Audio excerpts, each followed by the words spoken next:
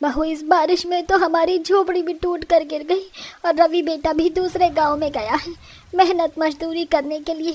अब हम सब कहाँ जाए? अरे जाना कहाँ है, जहाँ हमारा बेटा है हम भी वहीं जाएंगे। वैसे भी 2 महीने से वो वहाँ काम कर रहा है तो उसने कुछ पैसे तो जमा कर ही लिए होंगे। पर पापा, कल ही तो रवि जी ने आपसे बात करी थी। उन्होंने आपको बताया था कि जहाँ वो काम कर रहे थे उस मालिक ने उन्हें पैसे नहीं दिए हैं। पर भाभी, हम बारिश में ऐसे रोड पर तो खड़े नहीं रह सकते ना। अरे तुम सब सोच क्या रहे हो? चलो हम दूसरे गांव में चलते हैं जहां हमारा बेटा हमारे लिए मजदूरी कर रहा है। जहां वो रहता होगा हम भी वहीं रहेंगे। गरीब ईशा अपने गरीब ससुराल के साथ बारिश में भीग रही थी और उसकी आंखों के सामने ही उसका घर टूट चुका था, जिस वजह से वो लोग अपना सारा सामान लेकर रवि के पास जा पहुंचते हैं।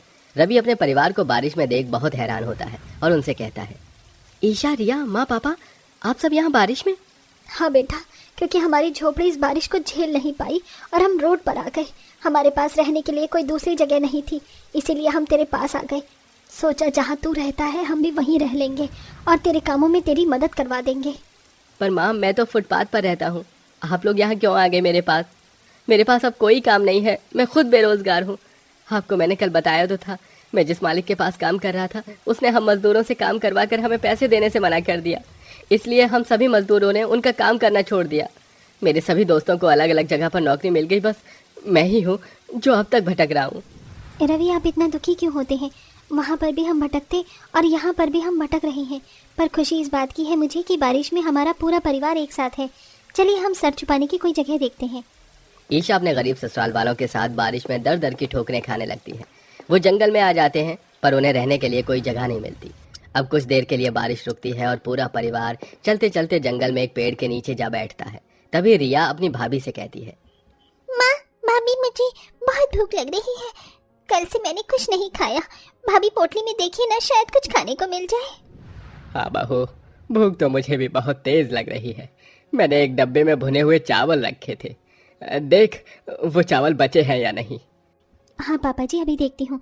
और वैसे 2 रोटी भी रखी हैं पर वो सूख गई हैं। बहु भूखा इंसान तो मिट्टी खाने को भी तैयार रहता है और हमारे पास तो 2 सूखी रोटी हैं। हम सब उसे भुने हुए चावल और 2 सूखी रोटी से ही अपना पेट भर लेंगे। अब ईशा 2 सूखी रोटी और भुने हुए चावल निकालती है, पर तभी वहाँ पर एक चिड़िया आकर बैठ जाती है और उनके खाने के इर्द गिर्द घूमने लगती है। ये देखकर ईशा अपनी सास से कहती है, मुझे लगता है ये चिड़िया भी हमारी तरह बहुत भूखी है। हाँ ईशा, तुमने सही कहा। तुम एक काम करो, मेरे हिस्से की रोटी इस चिड़िया को ही दे दो। नहीं भैया, आप मेहनत मजदूरी कर रहे हैं और आपके हिस्से में सिर्फ एक ही रोटी का टुकड़ा आया है और उसे भी आप चिड़िया को खिला रहे हैं। भाभी, आप मेरे हिस्से की रोटी चिड़िया को दे दीजिए। नहीं बहू, कोई अपने हिस्से का खाना पूरा नहीं देगा। हम सब अपने में से थोड़ा थोड़ा खाना इस चिड़िया को देंगे। इस तरह पूरा परिवार उस चिड़िया की मदद करने के लिए अपने हिस्से में से थोड़ा थोड़ा खाना चिड़िया को दे देते हैं। पर चिड़िया जल्दी से वो सारा खाना लेकर वहाँ से उड़ जाती है और कुछ देर बाद फिर से वहाँ आती है और उनके आसपास रखे सूखे घास और तिनके उठाकर वहाँ से लेकर उसी साथ वाले पेड़ पर जाने लगती है। अकेली चिड़िया को इतना मेहनत करता देख ईशा बोलती है, ये चिड़िया कितनी मेहनती है। पहले इसमें खाने का इंतजाम किया, उसके बाद एक एक तिनके को जोड़कर अपने लिए घर बना रही है। रवि जी, क्यों ना हम इस चिड़िया की मदद करें? हाँ ईशा, क्यों नहीं। वैसे भी 2 महीने तक मैं इसी चीज़ की मजदूरी कर रहा था और जब मैं इंसानों के लिए घर बना सकता हूँ तो एक पक्षी के लिए क्यों नहीं। भैया, मैं भी इसमें आपकी मदद करूंगी। इससे पहले दोबारा बारिश हो जाए और बेचारी चिड़िया का घोंसला रह जाए। हम सब मिलकर इस प्यारी सी चिड़िया के लिए घोंसला बनाते हैं। हाँ बहू, रिया बिल्कुल सही कह रही है और वैसे भी हम इंसान का तो फर्ज बनता है मासूम पक्षियों की रक्षा करना। इस तरह पूरा परिवार मिलकर उस चिड़िया के लिए घोंसला बनाते हैं और उसे पेड़ की डाल पर रख देते हैं, जिसमें वो चिड़िया जल्दी से अपने घोंसले में जा बैठती है और ईशा के पूरे परिवार को धन्यवाद करती है।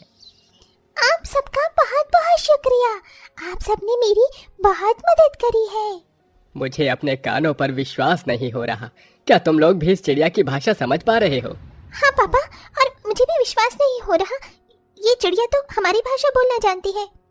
ना सिर्फ मैं तुम इंसानों की भाषा बोलना जानती हूँ, बल्कि मैं जादू करना भी जानती हूँ, क्योंकि मैं कोई साधारण चिड़िया नहीं हूँ। तो तुम कौन हो?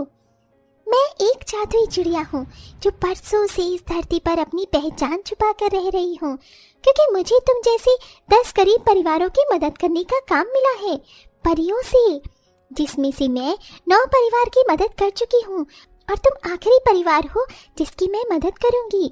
इसके बाद मैं फिर से स्वर्गलोक में चली जाऊंगी और वहाँ की परियों के साथ रहूंगी। क्या तुम स्वर्गलोक से आई एक जादुई चिड़िया हो और हमारी मदद करना चाहती हो? हाँ, मुझे विश्वास नहीं हो रहा। पर तुम नन्ही सी चिड़िया हमारी मदद कैसे करोगी? हमारे पास तो न घर है न खाने को खाना। हमें तो इस वक्त सबसे ज्यादा घर और खाने की आवश्यकता है।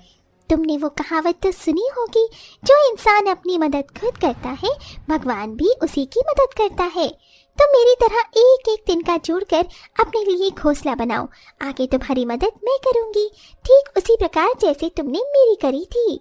उस चिड़िया के कहने पर पूरा परिवार एक एक तिनके को जोड़कर अपने लिए एक छोटा सा घोंसला बनाते हैं और तभी बारिश होने लगती है। तेज बारिश को देखकर ईशा चिड़िया से कहती है, हमने अपने लिए घोंसला तो बना लिया, पर हम इतने छोटे से घोंसले में रहेंगे कैसे?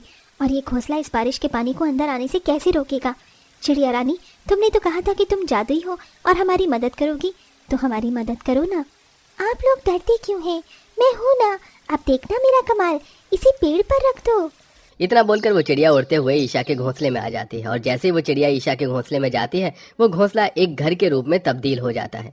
अब पूरा परिवार एक साथ उस घर में रहता है और उनके घोंसले के घर में कुछ नहीं था। वो लोग घोंसले पर बैठकर बाहर हो रही बारिश को आराम से देख रहे थे।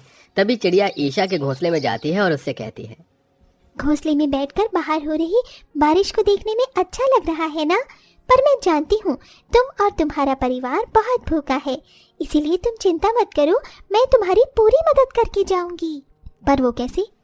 ईशा के इतना बोलते ही चिड़िया उस घोंसले के अंदर चारों तरफ उड़ने लगती है और जहाँ जहाँ से चिड़िया उड़कर जाती है वहाँ पर जरूरत की चीज अपने आप आ जाती है और देखते ही देखते घोंसले का घर अंदर से बेहद सुंदर बन जाता है।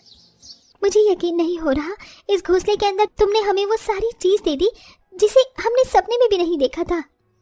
तुमने मेरा घोंसला बनाने में मेरी मदद करी थी और मुझे खाने को भी दिया था।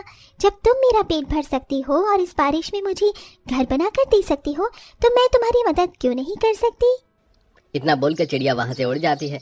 जिसके बाद रवि कुछ सामान लाने बाहर निकला था तो वहीं बारिश में भीगता हुआ वहां एक आदमी आता है जो उसे देखकर कहता है, अरे भाई, तुम तो वही आदमी हो ना जो उस मोटू सेठ के पास काम कर रहा था? तुमने उसके पास काम छोड़ दिया क्या? हाँ भाई साहब, क्योंकि उसने 2 महीने हमसे काम करवाया। हमने उसके और उसके जानकार के घर बनाए, पर उन्होंने न तो हमें घर दिया और ना ही पैसे। मुझे तो पता ही था वो मोटू सेठ ऐसा ही है। पर भाई, क्या तुम मेरे पास काम करोगे? मैं तुम्हें समय समय पर पगार दूंगा, बस तुम्हें मेरे लिए काम करना होगा। हाँ भाई साहब, मुझे मंजूर है। आप जो काम बोलेंगे मैं उसे पूरी ईमानदारी के साथ करूंगा। तो फिर ठीक है, पास वाले गाँव में कल आ जाना, मैं तुम्हें बस स्टैंड पर मिलूंगा। इतना बोलकर वो आदमी वहां से चला जाता है। जिसके बाद चिड़िया रवि के पास आती है और उससे कहती है, रवि, अब वो तुम्हारी सारी समस्या खत्म हो गई ना? मैंने तुम्हें काम भी दिलवा दिया और घर भी। और एक बात और, अब मेरे यहाँ से जाने का समय हो गया है, पर तुम्हें और तुम्हारे परिवार को जब भी मेरी जरूरत हो तो तुम इस जादुई घर से कह देना, ये जादुई घोंसले का घर मुझे सिग्नल भेज देगा और मैं यहाँ वापस आ जाऊंगी। इतना बोलकर वो चिड़िया वहां से चली जाती है। जिसके बाद ईशा अपने ससुराल वालों के साथ घोंसले के घर में रहती है जो अंदर से जादुई था। तो वहीं रवि भी अब मेहनत मजदूरी करके आराम से अपने घर वालों का पालन पोषण करता है। आशा करते हैं आपको हमारी ये वीडियो पसंद आई होगी। वैसे आपको इस चैनल के साथ जुड़े हुए कितना टाइम हो गया है, कमेंट करके मुझे जरूर बताइएगा।